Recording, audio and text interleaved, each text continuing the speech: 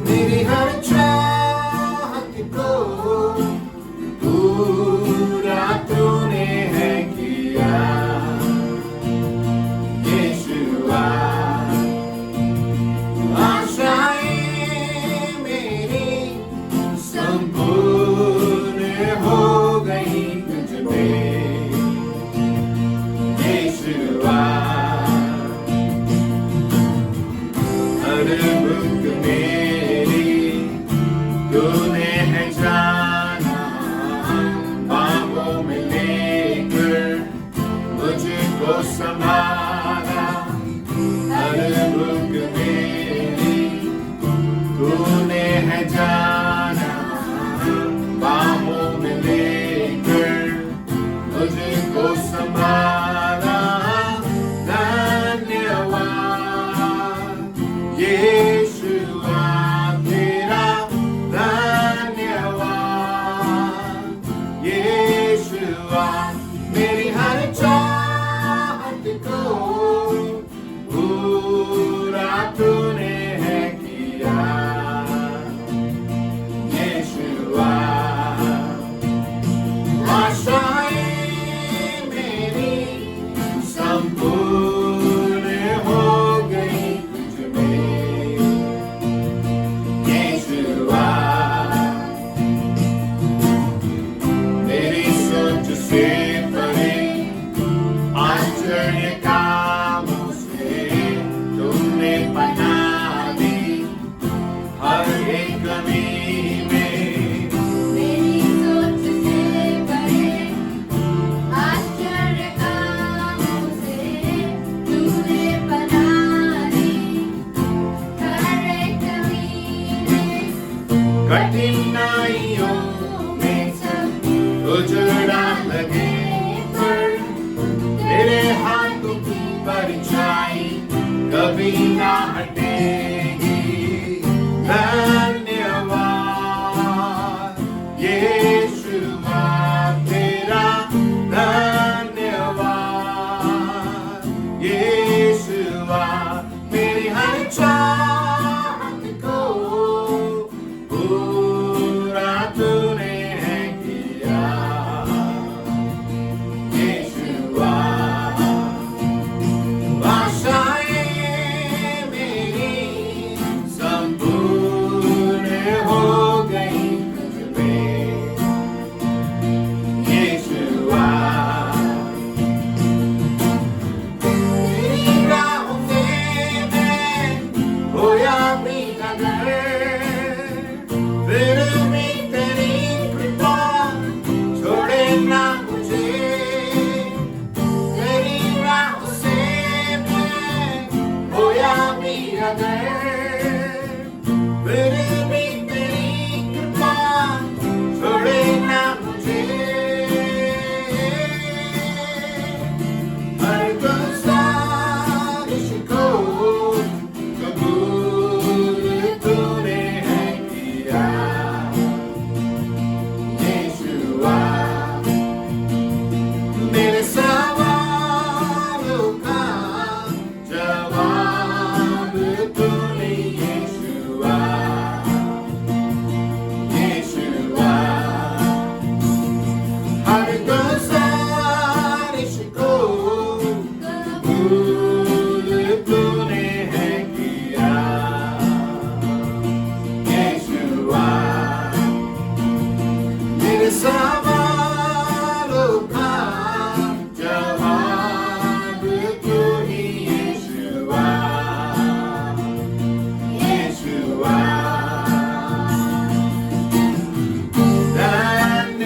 धन्यवाद यीशुआ तेरा, धन्यवाद यीशुआ। धन्यवाद यीशुआ तेरा, धन्यवाद यीशुआ।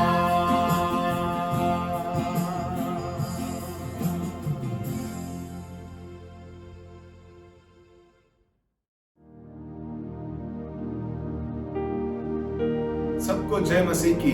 फिर से एक बार आज की शाम हम यहाँ पे एकत्रित हुए हैं परमेश्वर के वचन को सुनने के लिए। प्रभु का धन्यवाद देते हैं कि पूरे हफ्ते भर उसने हमें संभाला है और आज भी हम परमेश्वर के वचन में जाएंगे। आज के संदेश का शीर्षक है परमेश्वर को पुकारो, कॉल अपॉन द लॉर्ड। इन दिनों जो है हम देख रहे हैं ये कोरोना वायरस ने जो है पूरे संसार में जो है पूरे संसार को उसने हिला दिया है। हम साथ ही साथ देखते हैं कि बड़े बड़े देश भी जो है इस कोरोना वायरस की वजह से घबरा गए हैं और इस संसार में जो है जितने भी बड़े बड़े लोग हैं, सुपर पावर नेशन जो देश हैं, उनके जो नेता हैं वो भी घबरा गए हैं। उन्हें भी नहीं मालूम तो कैसे क्या करना है। इवन जो वैज्ञानिक हैं वो भी जो है समझ नहीं पा रहे कि इस कोरोना वायरस के लिए क्या दवाई बनाए, क्या ऐसी चीज बनाए जिससे हम उसको रोक सकें, कौन सा वैक्सीन बन सकता है वो भी नहीं उनके सूझ रहा है। और सब हर कोई यही कहता है कि ये सिर्फ परमेश्वर जानता है कि इसका क्या होगा, इसका अंत कब होगा, कैसे होगा और इसका क्या जवाब है, ये सिर्फ हमारा परमेश्वर जानता है। तो एक सोचने की बात है मनुष्य को क्या करना है। अब हम क्या कर सकते हैं इस परिस्थिति में जब सब कुछ जो है निसफल हो रहा है, फेलियर है, तो मनुष्य क्या करे। आज मैं आपको उत्साहित करना चाहता हूं। हमारा क्या काम है, हमें क्या करना चाहिए। हम सिर्फ परमेश्वर को पुकार सकते हैं। इसलिए मैंने कहा कि आज के संदेश का शीर्षक है परमेश्वर को पुकारो। ये वो दिन है, ये वो ऐसी परिस्थिति में हम हैं कि हम सिर्फ परमेश्वर को पुकार सकते हैं। कोई पैसा, कोई शक्ति या कोई मेडिकल पावर या कोई पॉलिटिकल पावर, कुछ भी जो है इसको इस कोरोना वायरस के आगे खड़ा नहीं हो सका। इसलिए यिर्मयाह उसके 9वें अध्याय उसके 23 और 24वें वचन में मैं आपके लिए पढ़ देता हूं। परमेश्वर कहता है, बुद्धिमान अपनी बुद्धि पर घमंड ना करे, ना वीर अपनी वीरता पर, ना धनी अपने धन पर घमंड करे, परंतु जो घमंड करे वह इसी बात पर घमंड करे कि वह मुझे जानता और समझता है कि मैं ही वह यहोवा हूं जो पृथ्वी पर करुणा, न्याय और धर्म के काम करता है, क्योंकि मैं इन्हीं बातों से प्रसन्न रहता हूं। आमीन। परमेश्वर का वचन कह रहा है कि कुछ भी नहीं, बुद्धिमान जो है अपने बुद्धि पे घमंड नहीं कर सकता है, वीर जो है अपनी वीरता पे घमंड नहीं कर सकता, इवन धनी व्यक्ति अपने धन पे जो है घमंड नहीं कर सकता। सब कुछ चला गया। इस कोरोना वायरस के सामने कुछ भी नहीं खड़ा हो सका। इसलिए सब कुछ हम ये कह सकते हैं कि परमेश्वर के हाथों में। हम उस पिता परमेश्वर, सामर्थी परमेश्वर, उसके हाथों में ये है। इसलिए यिर्मयाह जो है हमें क्या करना है। यिर्मयाह 33:3 में जैसा लिखा है कि तुम मुझसे प्रार्थना कर और मैं तेरी सुनकर तुझे बड़ी बड़ी और कठिन बातें बताऊंगा जिन्हें तू अभी नहीं समझता। परमेश्वर को हमें पुकारना है, वो हमारी सुनता है और वो ऐसी बातें बताएगा जो हमने कभी सोचा भी नहीं था। परमेश्वर का वचन इस प्रकार कहता है। और देखिए आगे यदि हम देखें कि यूहन्ना उसके 16 के 33वें वचन में भी इस प्रकार लिखा गया है, मैंने ये बातें तुमसे इसलिए कही है कि तुम्हें मुझ में शांति मिले। परमेश्वर ने ये बातें हमें इसलिए कही है कि हम जो हैं उससे शांति को प्राप्त करें। आगे वचन में लिखा है, संसार में तुम्हें क्लेश होता है, परंतु ढाढ़स बांधो, मैंने संसार को जीत लिया है। हमें घबराने की जरूरत नहीं है, क्योंकि हम उस पिता परमेश्वर की हम आराधना करते हैं। उसने अपने पुत्र प्रभु यीशु मसीह को भेजकर उसने क्या किया। देखिए यीशु मसीह कह रहा है कि परंतु ढाढ़स बांधो, मैंने संसार को जीत लिया है। संसार को उसने जीत लिया। हमें घबराने की जरूरत नहीं है। हमें सिर्फ क्या करना है, ढाढ़स बांधना है। हमें घबराने की जरूरत नहीं है कि सब कुछ निसफल हो रहा है, ये कोरोना वायरस के सामने सब हर कोई हार चुका है, परंतु हम विश्वासी परमेश्वर की संतान हमें बिल्कुल घबराना नहीं है। आमीन। इसलिए भजन संगीता जो है 50:15 में ऐसा लिखा हुआ है, आपके लिए पढ़ दूंगा। और संकट के दिन मुझे पुकार, मैं तुझे छुड़ाऊंगा और तू मेरी महिमा करने पाएगा। इससे पहले वचन में लिखा था कि हम इस संसार में जब रहेंगे तो क्लेश तो होंगे, पर जब होंगे तो हम जो है पुकारेंगे परमेश्वर को। भजनकार ये कहता है कि जब हम उसे पुकारेंगे तो वो हमें छुड़ाएगा, वो हमें जो है जिससे उसकी महिमा हो, परमेश्वर की महिमा हो सके। आमीन, हालेलुया। तो देखिए भजन संहिता 107 की ओर जाएंगे। मेरा जो पूरा संदेश है भजन संहिता 107 के ऊपर ही है। अगर हम भजन संहिता 107 पढ़ेंगे तो उसमें 4 प्रकार के लोगों के बारे में हम देखते हैं, जिन्होंने परमेश्वर को पुकारा और परमेश्वर ने उनकी सुनी। देखिए भजन संहिता 107 और उसके कुछ वचनों को मैं पढ़ूंगा, उसके बाद आगे एक एक करके हम समझेंगे। देखिए 6 वचन में इस प्रकार लिखा है, तब उन्होंने संकट में यहोवा की दुहाई दी और उसने उनको सकेती से छुड़ाया। और देखिए यही वचन जो है फिर से 13वें वचन में लिखा है, तब उन्होंने संकट में यहोवा की दुहाई दी और उसने सकेती से उनका उद्धार किया। उसके बाद तीसरी बार 19वें वचन में लिखा है, तब वे संकट में यहोवा की दुहाई देते हैं और वह सकेती से उनका उद्धार करता है। चौथी बार यही वचन 28वें वचन में, तब वे संकट में यहोवा की दुहाई देते हैं और वह उनको सकेती से निकालता है। इन 4 वचनों को रखकर हम देखेंगे कि ये 4 प्रकार के लोग कौन हैं।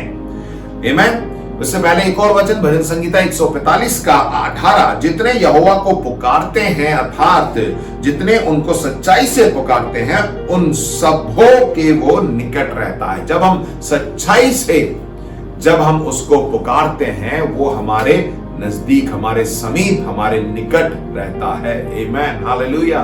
तो हमें घबराने की जरूरत नहीं है।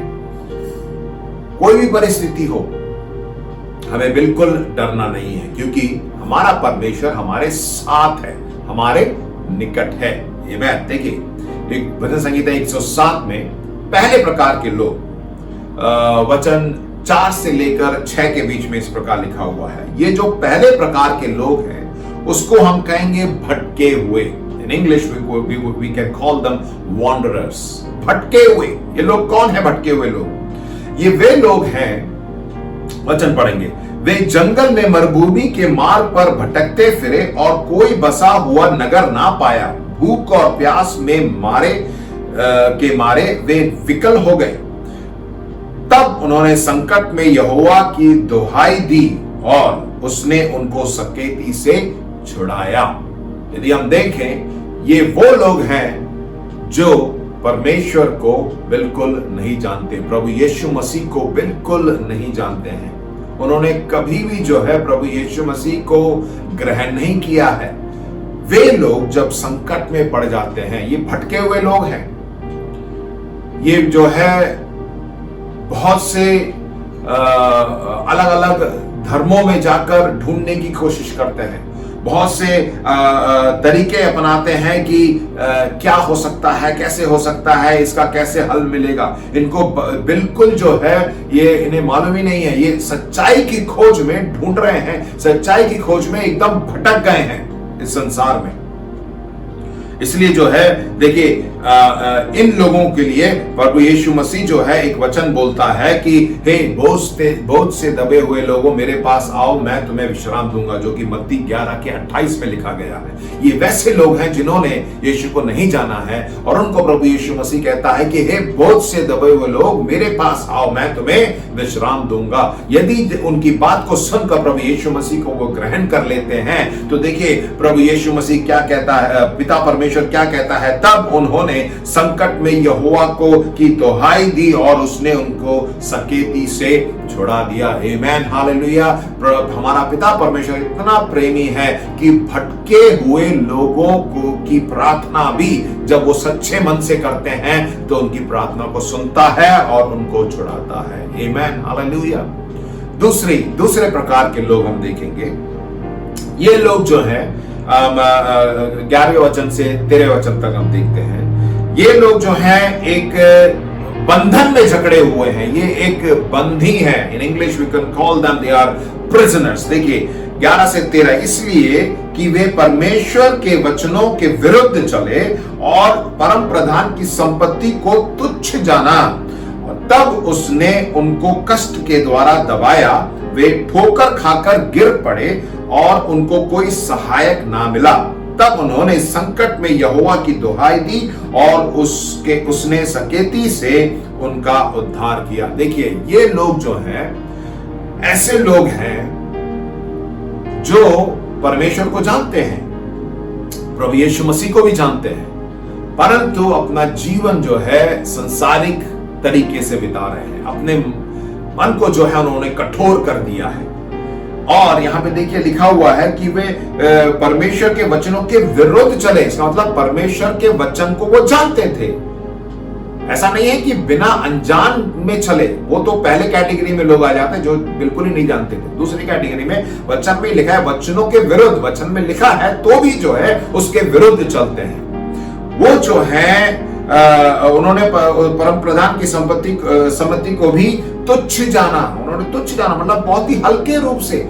इसका मतलब मैं कह रहा हूं हमारे प्रिय भाई बहनों, ये विश्वासी जो या मसीह लोग जो हैं, जो जानते हैं मसीह को, तो भी बड़े हल्के रूप से, बहुत यार चलेगा सब कुछ नहीं होता, ये कर लो वो कर लो, ये कोई गंभीर पाप नहीं है, ये कोई गलत नहीं है, चलो इसमें करने में क्या हर्ज है, कर देते हैं, कोई बात नहीं। वो जानते हैं कि वचन में लिखा है कि ऐसा नहीं करना, तो भी वो कर देते हैं। ऐसे लोग हैं। उन लोगों के लिए ये एक बंधन में जकड़े हुए हैं, ये बंदी हैं। वो परमेश्वर के वचन के अनुसार नहीं चलते, परंतु हमारा पिता परमेश्वर इन पर भी दया करता है, इन पर भी अनुग्रह करता है। देखिए वचन में क्या लिखा है, तब वे उन्होंने संकट में यहोवा की दुहाई दी और उसने सकेती से उनका भी उद्धार किया। आमेन, हालेलुया। परमेश्वर का धन्यवाद देते हैं कि उसने जो है इन लोगों को भी उद्धार दिया है। अब देखिए तीसरे प्रकार के लोग, भजन संहिता 107 में 17 से 20 में लिखा हुआ है। ये वैसे लोग हैं जो बीमारी में हैं, जो शारीरिक रूप से कमजोर हैं, बहुत से परेशानियां उनके शरीर में है, उनके मन में है। देखिए क्या लिखा हुआ है, मूढ़ अपनी कुचाल और अधर्म के कामों के कारण अति दुखित होता है। उनका जी सब भांति के भोजन से मिचलाता है और वे मृत्यु के फाटक तक पहुंचते हैं। तब वे संकट में यहोवा की दुहाई देते हैं और वह सकेती से उनका उद्धार करता है। वह अपने वचन के द्वारा उनको चंगा करता है और जिस गड्ढे में वे पड़े हैं उससे निकालता है। आमीन। वे लोग जो बीमार हैं, जो गड्ढे में गिर गए हैं।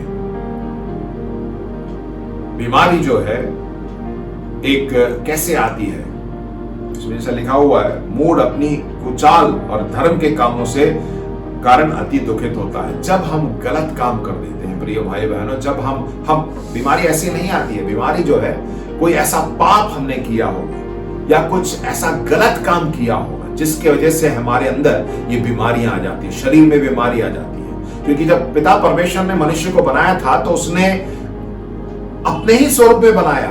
क्या परमेश्वर बीमार था? नहीं, वो एकदम स्वस्थ था और वैसे ही एक स्वस्थ मनुष्य को उसने रचा। परंतु हम में बीमारी इसलिए आ जाती है, कहीं ना कहीं हम कुछ गलत कर बैठते हैं, कहीं ना कहीं कुछ पाप में गिर जाते हैं, जिसकी वजह से ये बीमारी हमारे अंदर आ जाती है और हम दुखी हो जाते हैं। परंतु परमेश्वर का वचन क्या कहता है? इस समय भी जब हम उसे पुकारते हैं तो हमारी सुनता है, और गड्ढे में जब गिर जाते हैं उससे हमें निकालता है। गड्ढे में भी गिर जाएंगे, मतलब पाप में गिरे हुए हैं, इस दलदल में, जैसे दाऊद कहता है कि दलदल की कीच से मुझे बाहर निकाला, क्योंकि वो अनुग्रहकारी है। मेरे पांव को उसने चट्टान पर खड़ा किया, दृढ़ किया। आमीन। परमेश्वर हम पर दया करता है। जो बीमार है, और उसने ऐसे वचन में जैसा लिखा हुआ, उसने अपने वचन को बेचकर, यशाया 53:5, परंतु वह हमारे ही अपराधों के कारण घायल किया गया और हमारे अधर्म के कामों के कारण कुचला गया। यीशु मसीह हमारी ही शांति के लिए उसने उस पर ताड़ना पड़ी कि उसके कोड़े खाने से हम चंगे हो जाएं। प्रभु यीशु मसीह हमारी बीमारी के लिए, हमारे कमजोरी के लिए उसने कोड़ों की मार अपने ऊपर खाई, और उसने जो है अपनी जान को दी, वो हमारे लिए कुचला गया। प्रभु यीशु मसीह कितना अद्भुत काम उसने क्रूस पर किया, मेरे लिए, हमारे लिए। प्रभु का धन्यवाद देते हैं। ऐसे परमेश्वर को जब हम पुकारते हैं तो वो हमारी सुनता है। आमीन। और आखिरी बात, चौथे प्रकार के लोग, भजन संहिता 107 के 30 और से 28 के बीच में लिखा हुआ है। सामान्य स्वाभाविक मुसीबतें जो इस संसार में आ जाती हैं, English troubles of common nature, इसमें सब प्रकार के लोग जो हैं उनको परेशानी झेलनी पड़ती है। सब प्रकार के लोग इसमें आ जाते हैं, विश्वासी, गैर विश्वासी, संसारिक लोग, सारे लोग इसमें, सबके लिए जो है एक ऐसी मुसीबत आ पड़ती है। देखिए वचन में पढ़ेंगे 23 में, जो लोग जहाजों में समुद्र पर चलते हैं और महासागर पर होकर व्यापार करते हैं, वे यहोवा के कामों को और उन आश्चर्य कर्मों को जो वो गहरे समुद्र में करता है देखते हैं, क्योंकि वह आज्ञा देता है तब प्रचंड बयार उठकर तरंगों को उठाती है। वे आकाश तक चढ़ जाते हैं, फिर गहराई में उतर आते हैं, और क्लेश के मारे उनके जी में जी नहीं रहता। वे चक्कर खाते हैं और मतवाले की भांति लड़खड़ाते हैं, और उनकी सारी बुद्धि मारी जाती है। तब वे संकट में यहोवा की दुहाई देते हैं और वह उनको सकेती से निकालता है। आमीन, हालेलुया। ये ऐसे लोग हैं। देखिए इस वक्त जो है हम एक ऐसे परेशानी में हैं, एक कोरोना वायरस, ये जो बड़ी महामारी है, पूरे संसार भर में है, सब जगह इसने जो है बहुत बड़ा परेशानी को खड़ा कर दिया है। समझ में नहीं आ रहा क्या करें। बच्चों के स्कूल बंद हैं, बहुत से लोगों की नौकरियां छूट गई है, और आर्थिक रूप से जो है बहुत परेशानी में हम आ गए हैं। और हम जो है इस वक्त हमें क्या करना चाहिए? जैसे इसमें लिखा हुआ है कि हमें जो है, जैसे यहाँ पे इन बुद्धिमानों के बारे में लिखा गया, हमें जो है अपनी बुद्धि से काम नहीं लेना है। परमेश्वर का वचन कहता है सब कुछ खत्म हो जाएगा, उससे हमें कुछ नहीं मिलेगा, परंतु जब हम परमेश्वर को पुकारेंगे तब वो हमारी सुनता है। आमीन। भजन संहिता 107 के 43वें वचन में लिखा है, जो कोई बुद्धिमान हो वह इन बातों पर ध्यान करेगा और यहोवा की करुणा के कामों पर ध्यान करेगा। अगर हम कहते हैं कि हम बुद्धिमान हैं तो हम इन वचनों पर ध्यान करेंगे। हाँ प्रिय भाई बहनों, ये एक ऐसा समय है कि हम कुछ भी नहीं कर सकते हैं सिवाय प्रार्थना की। जैसे मैंने आपको बताया यिर्मयाह 33:3 में, परमेश्वर को पुकारें। ये समय है कि हम परमेश्वर को पुकारें। जब हम परमेश्वर को पुकारते हैं तो वो हमारी सुनता है, क्योंकि ये समय, जिस समय उसने दिया है उसको पुकारने का, यदि हम इस वक्त हम उसे नहीं पुकारेंगे, हम उसको नहीं बुलाएंगे, तो हम मुसीबत में पड़ जाएंगे।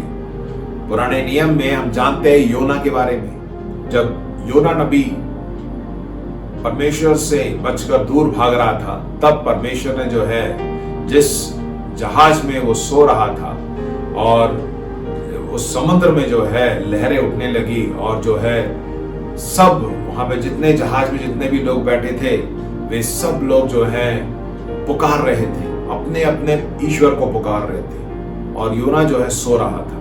देखिए उस वक्त उसे क्या करना था, प्रार्थना करनी थी। उसने प्रार्थना नहीं की। जब प्रार्थना नहीं की तो हम जानते हैं कि वो क्या हुआ, उसको उसके जहाज से फेंक दिया गया और वो सीधे मछली के पेट में चला गया और मछली के पेट में से उसने जो है पिता परमेश्वर को पुकारा। प्रिय भाइयों बहनों, ये समय है कि हम प्रार्थना करें, परमेश्वर को पुकारें। अगर इस वक्त अगर हम सो जाएं या परमेश्वर को नहीं पुकारें तो परमेश्वर जानता है कि हम कैसे हमसे बुलवाना है। परमेश्वर जानता है कि हम कैसे किस परिस्थिति में प्रार्थना करेंगे। कहीं ऐसा ना हो कि हमें भी योना की तरह मछली के पेट के अंदर, आप क्या समझते हैं मछली का पेट बहुत ही अंदर एसी लगा होगा? नहीं, गंदगी होगी पेट में। मछली का पेट, जब हम मछली काटते हैं तो उसके पेट से अंदर से जो है उसको निकाल देते हैं और उसके अंदर योना चला गया और वहां से उसने परमेश्वर को पुकारा। तो इसलिए प्रिय भाइयों बहनों, ऐसी परिस्थिति में हमें नहीं पड़ना। अभी जब सब कुछ सही है, जब हम प्रार्थना कर सकते हैं, तो आप प्रार्थना में समय व्यतीत करिए, परमेश्वर को पुकारिए क्योंकि वो सुनता है। इसलिए इसमें भजन संगीता 107 के 43 में जैसे लिखा है, यदि हम बुद्धिमान हैं तो हम ऐसा ही करेंगे, जैसा वचन में लिखा है वैसा ही हम करेंगे।